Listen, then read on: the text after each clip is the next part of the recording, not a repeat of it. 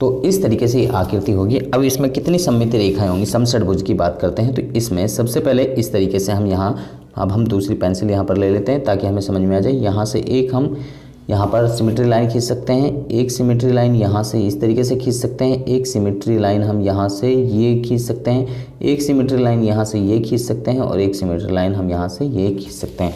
तो इस तरीके की इसकी कितनी सिमेट्री लाइन होगी, यहाँ पर 1 2 3 4 5 और 6। तो इस तरीके से इसकी कितनी 6 सिमेट्री लाइन्स हम खींच सकते हैं। तो यहाँ पे ये 6 यहाँ से यहाँ तक की होगी, यहाँ से यहाँ तक की, ये 6 जो है सिमेट्री लाइन्स इसकी होंगी। तो इस तरीके से हम इसकी 6 सिमेट्री लाइन्स इजीली खींच सकते हैं। तो आगे बात करते हैं यहाँ पर सममित रेखाएं किसकी, एक्स की अगर हम सिमेट्री लाइंस की बात करते हैं तो इसकी एक्स की 2 ही सिमेट्री लाइन होंगी, एक यहाँ पर और एक यहाँ पर। तो इसकी 1 लाइन और 2, तो इसकी 2 ही सिमेट्री लाइंस होंगी। तो मुझे लगता है कि सभी बच्चों को ये वर्कशीट समझ में आ गया है, वर्क सिमेट्री लाइंस के बारे में सभी बच्चों को पता लग गया है। और अगर आपको ये वीडियो अच्छी लगी तो आप हमारी वीडियो को लाइक करें, शेयर करें, कमेंट करें। इसके साथ में अगर अभी तक आप हमारे चैनल पर नए हैं तो आप हमारे चैनल को सब्सक्राइब कीजिए और इसके साथ में बेल आइकन को जरूर प्रेस करें ताकि आपको आने वाली हर वर्कशीट की अपडेशन साथ के साथ में मिलती रहे। तो आप बच्चे हमारे साथ में बन रहे हैं हमारी नेक्स्ट वीडियो तक। आप सब बच्चों का इस वीडियो को देखने के लिए धन्यवाद। गुड मॉर्निंग स्टूडेंट्स, आप सभी का स्वागत है आपका अपने YouTube channel maths for you academy में। आज हम आपके लिए ले गए हैं कक्षा 8वीं की गणित विषय की वर्कशीट नंबर 21, तिथि 8/12/2020। तो यहाँ पर हमारा वर्ग और वर्गमूल पर आधारित समस्याएं चल रही हैं, यानी कि स्क्वायर एंड स्क्वायर रूट वाले जो भी सवाल हैं उनके बारे में यहाँ पर चर्चा आपसे की जा रही है। और इससे पहली वर्कशीट जो आई हैं वो भी वर्ग एंड वर्गमूल की ही थी। तो वो सारी वर्कशीट्स अगर आपने नहीं देखे हैं तो आप यहाँ पर डिस्क्रिप्शन में उसका लिंक हम आपको प्रोवाइड कर देंगे, तो आप वहाँ से उनको देख सकते हैं। और ये वर्ग और वर्गमूल वाला चैप्टर आगे तक आपके काम आता है, अगली क्लासों में भी ये बहुत अच्छी तरीके से काम आता है। तो इसलिए इन चैप्टर्स को बहुत अच्छी तरीके से बारीकी से एक एक चीज़ को समझना है और एक एक चीज़ को अच्छी तरीके से करना है। तो चलिए अब हम आपको यहाँ पर आगे बताते हैं। वर्ग और वर्गमूल को इंग्लिश में क्या कहते हैं, स्क्वायर एंड स्क्वायर रूट भी कहा जाता है। तो यहाँ पर प्यारे बच्चों, रोहित 8वीं कक्षा के सभी सेक्शन का मॉनिटर है। वह अपने स्कूल के प्रार्थना स्थल पर प्रार्थना आयोजित कराना चाहता है। वह छात्रों की संख्या के अनुसार उन्हें इस प्रकार खड़ा करना चाहता है कि एक पंक्ति में जितनी छात्रों की संख्या हो उतनी ही संख्या पंक्ति की हो। तो यदि छात्रों की कुल संख्या 1764 हो तो रोहित कितनी पंक्तियां बनाएगा। तो आओ हम रोहित की इस काम में मदद करते हैं। तो कैसे मदद करेंगे, तो कोई भी संख्या पूर्ण वर्ग है या नहीं उसकी जांच करनी है। संख्या के गुणनखंड करें, सभी गुणनखंडों का जोड़ा बनाएं। यदि एक पूर्ण वर्ग संख्या नहीं है तो उनके सभी गुणनखंडों का जोड़ा नहीं होगा। और यहाँ पर तो चरण नंबर 4 में तो गुणनखंडों का जोड़ा बनाएं प्रत्येक जोड़े में से एक संख्या में लें।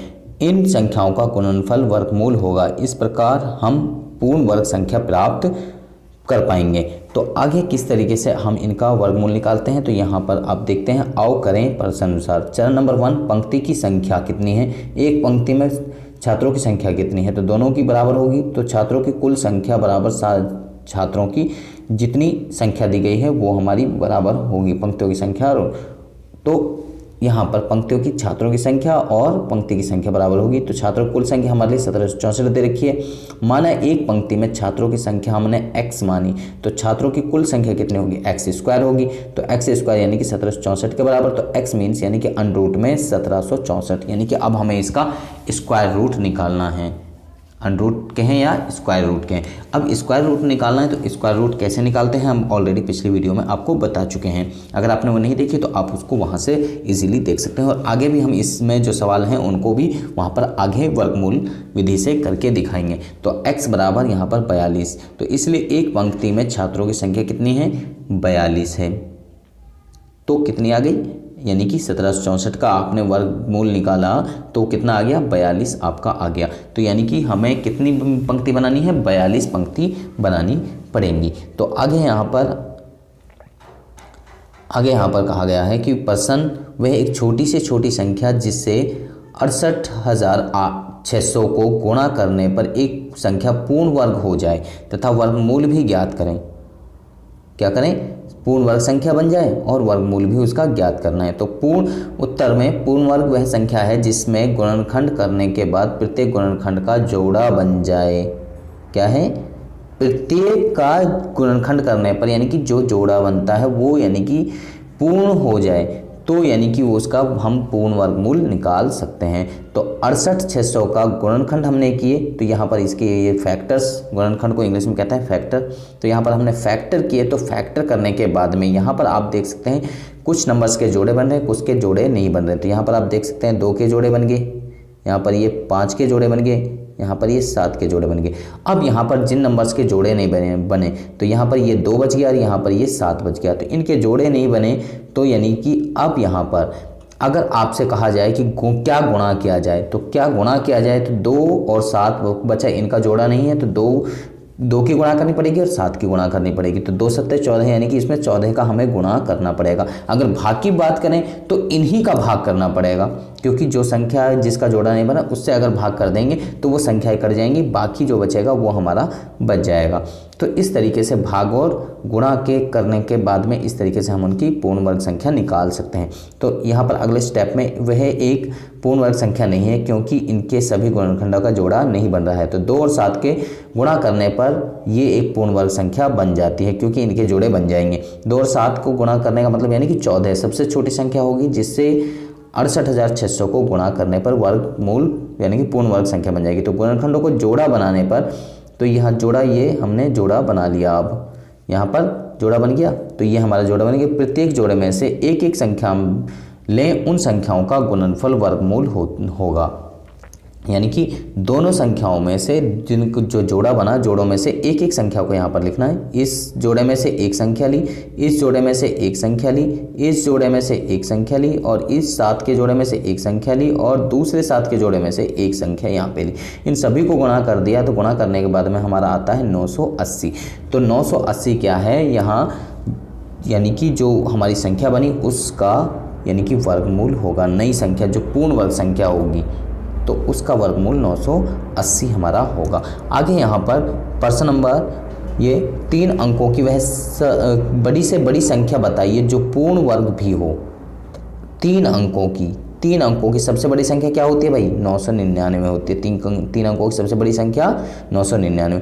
999 का वर्गमूल अगर हम करते हैं यानी कि अनरूट करते हैं, स्क्वायर रूट अगर हम करते हैं तो वो कितना होता है 31.777। तो यहाँ पर इसका मतलब हुआ कि हमें वो संख्या जो होगी वो इससे छोटी होगी, 999 से छोटी होगी। तो कौन सी होगी, 31, यानी कि 31.607 आ रहा है। तो यानी कि 31 का वर्गमूल अगर हम करते हैं तो वो यानी कि स्क्वायर करते हैं तो वो यानी कि संख्या इससे यानी कि छोटी होगी। तो 31.610 के पहले पूर्णांक संख्या 31 है, तो इसलिए 31 का वर्ग निकालेंगे। क्या निकालेंगे, 31 का वर्ग। 31 का वर्ग होता है 961। 961 क्या है, 961 3 अंकों की सबसे बड़ी पूर्ण वर्ग संख्या होगी। 961 क्या होगी, 3 अंकों की सबसे बड़ी पूर्ण संख्या कहलाएगी। तो आगे यहाँ पर हमारे लिए कुछ सवाल दिए गए हैं, आइए इन सभी प्रश्नों को हल करें। तो यहाँ पर 3 सवाल हमारे लिए दिए गए हैं, इन सवालों को हम आगे बताएंगे, लेकिन उससे पहले कोविड के संदर्भ में उचित व्यवहार संबंधी कैप संदेश। नियमित रूप से अपने हाथों को साबुन और पानी से धोएं। तो यहाँ पर आपको पिक्चर भी रिप्रेजेंट कर रखी है, तो सभी बच्चे इसका पालन करते रहें। तो चलिए हम पहले सवाल की तरफ चलते हैं। तो इस तरीके से हमने यहाँ पर ये सॉल्व करके आपको बता रखा है। तो प्रश्न नंबर 1, एक बाग में 3156 पौधे हैं।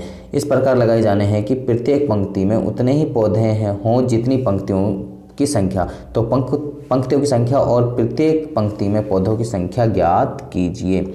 तो एक पंक्ति में कितने पौधे हमें लगाने चाहिए। तो यहाँ पर हमने क्या है, यहाँ वर्गमूल विधि से यहाँ पर ये सॉल्व करके आपको बता दिया। तो 5 से सबसे पहले हमारी 31 से 56 है, 3156 हम लिखा। यहाँ पर हमने जोड़े लास्ट से जोड़े बनाते हैं, यहाँ पर जोड़े बना लिए। तो 5 से हमने 31 को भाग किया, 5 बार जाएगा और 5 ही यहाँ पर लिखेंगे, तो 25 बार गया। तो 31 में से 25 गए, 6 बचे, और यहाँ पर इन दोनों को जोड़ने के बाद में कितना आ गया, 10 आ गया। अब यहाँ पर इससे आगे नेक्स्ट नंबर वही लिखेंगे जिससे हमें यहाँ पर भी लिखना है और यहाँ पर भी लिखना है और उसको यहाँ पर भी लिखना पड़ेगा, यानी कि एक ही नंबर को 3 जगह पर लिखना पड़ेगा। अब हम इससे यहाँ पर क्या नंबर लिखें कि उसी से मल्टीप्लाई करने के बाद में यहाँ पर इससे कम आए तो यहाँ पर हमें 6 लिखना पड़ेगा। 6 से हम 106 हमारा ये बन गया। 106 को हम 6 से मल्टीप्लाई करते हैं 636 आता है। यहाँ 656 में 636 को घटाए तो कितना बच गया हमारा 20 बच गया। और यहाँ पर कोई भी नंबर नहीं है तो यहाँ अपनी तरफ से हमने 2 जीरो लिखे और 2 जीरो ही यहाँ पर उतरेंगे, यानी कि जोड़ा उतरता है। यहाँ पर क्या उतरता है, पेयर, जोड़ा उतरता है। जैसे यहाँ पर 56 उतरा तो इसी तरीके से जोड़ा यहाँ पर उतरता है। तो यहाँ पर जोड़ा उतर गया। इसके बाद में इनको दोनों को जोड़ दिया, यहाँ पर इनको जोड़ने के बाद में ये हो गया 112। अब यहाँ पर ये हमारा यहाँ 2000 हो गया। अगर हम 1121 है, इसमें यहाँ पर अगर 2 लिखते हैं तो वो ज़्यादा हो जाएगा, 2200 हो जाएगा। तो इसलिए अब हमें क्या लिखना पड़ेगा, यहाँ पर 1 लिखा, 1 यहाँ पर लिखा और 1 ही हमने यहाँ पर लिखा। अब यहाँ नंबर्स ख़त्म हो गए थे तो यहाँ पर पॉइंट हमने शुरू कर दिया। क्या यहाँ पर पॉइंट शुरू हो गया तो पॉइंट यहाँ पर भी पॉइंट हमारा लग जाएगा। तो पॉइंट यहाँ पर भी हमारा क्या होगा, लगेगा। तो यहाँ पर पॉइंट हमारा लग गया। इसको 1 से मल्टीप्लाई करने के बाद में 1121 आ गया और 2000 में से 1121 घटाए तो ये 889 यहाँ पर आ गया। और यहाँ पर इसमें ये लास्ट वाले अंक में 1 को जोड़ा तो ये 1122 हमारा आ गया। अब यहाँ पर इसमें हम क्या कर रहे हैं, यहाँ पर अगर हम 7 से यहाँ पर मल्टीप्लाई करेंगे तो 7 से यहाँ पर मल्टीप्लाई करेंगे तो ये मल्टीप्लाई करने के बाद में ये आ जाएगा हमारा। और 7 यहाँ पर भी हमें लिखना पड़ेगा तो 9311 हमारा बच गया। अब यहाँ पर जो पॉइंट में आया 56.17 आया हमारा ये, तो यहाँ पर इसका मीन्स है कि यानी कि 56 हमारी क्या बनेंगी, पंक्तियाँ बनेंगी और 56 ही एक पंक्ति के अंदर पौधे लगाए जाएंगे। लेकिन अगर आप करके देखते हैं तो वहाँ पर कुछ पौधे आपके बच जाते हैं जो साइड में आपके रहेंगे, लेकिन एवरेजन यहाँ पर 56 आपका होगा। तो इस तरीके से आप इसको इजीली सॉल्व कर सकते हैं। तो नेक्स्ट सवाल की तरफ हम चलते हैं। यहाँ पर प्रश्न नंबर 2, 8वीं कक्षा के छात्रों ने कोविड के 19 के फंड में दान देने का निश्चय किया। प्रत्येक छात्र ने उतने रुपए दान में दिए जितने कक्षा में छात्र थे। यदि उस कक्षा में 2601 रुपये इकट्ठा हुआ तो कक्षा में छात्रों की संख्या कितनी थी। तो छात्रों की संख्या कितनी थी, तो यहाँ पर 2601 है तो 2601 का हमने वर्गमूल विधि से सॉल्व किया। तो 5 से सबसे पहले हमने यहाँ पर 2 जो जोड़े बनाए हैं, सबसे पहले तो 5 से हमने डिवाइड किया क्योंकि 5 से 5 बार ही मल्टीप्लाई करना है। तो 5 25 आ गया, 26 में से 25 गए तो 1 बचा और यहाँ पर ये जोड़ा हमारा यहाँ पर उतर गया, ये बन गया 101। तो 5 से 5 को अगर हम जोड़ते हैं तो कितना आ गया, यहाँ पर 10।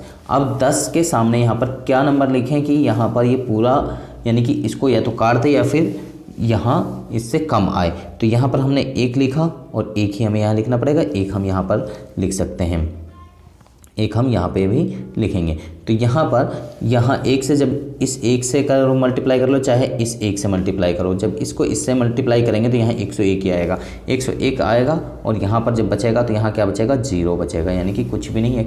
या क्रॉस का साइन आप लगा सकते हैं। तो कितने छात्र हुए आपकी कक्षा के अंदर, तो यहाँ पर आपकी कक्षा के अंदर कितने छात्र हुए, तो यहाँ पर कक्षा के अंदर छात्र हुए 51 और प्रत्येक ने 51 रुपये ही क्या करे हैं, 51 रुपये ही पे किए हैं। तो आगे यहाँ पर हम चलते हैं नेक्स्ट सवाल की तरफ। आगे यह इसका दूसरा मेथड यानी कि गुणनखंड विधि वाला, वह सबसे छोटी संख्या ज्ञात करें जिससे 5400 को गुणा करने पर संख्या वह पूर्ण वर्ग संख्या हो जाए। तो अब हमें वो संख्या ज्ञात करनी है कि किस तरीके से हम उनको ज्ञात करते हैं। तो सबसे पहले यहाँ 5400 को हमने 2 से भाग किया, 2700 आ गया। फिर हम 2700 को 3 से भाग करेंगे, 900 आ गया।